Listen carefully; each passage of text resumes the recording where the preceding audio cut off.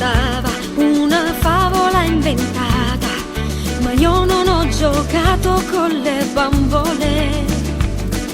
Mia nonna mi chiamava un piatto che fumava, ma io non ho giocato con le bambole. La radio mi svegliava, la musica passava, ma non ho avuto mai una sedia a dondolo.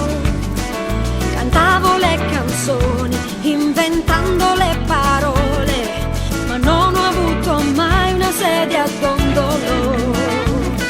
E con le mani ho modellato il tempo alla mia età, mischiando vecchie storie e nuove possibilità.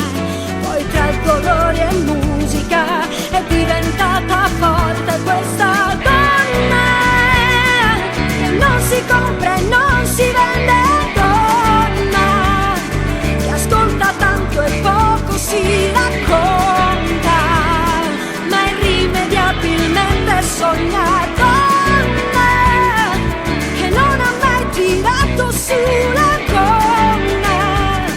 Sarà per questo che da sempre incolla frammenti della sua speranza, donna.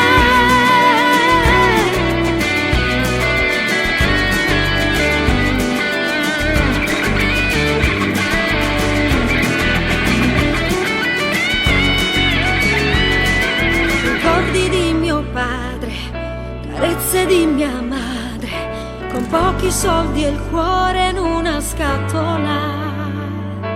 Mi sono raccontata questa favola inventata, pensando di parlare ad una bambola. Donna che non si compra e non si vende, donna che ascolta tanto e poco si racconta, ma irrimediabilmente sogna, donna che non ha mai tirato sulla gonna.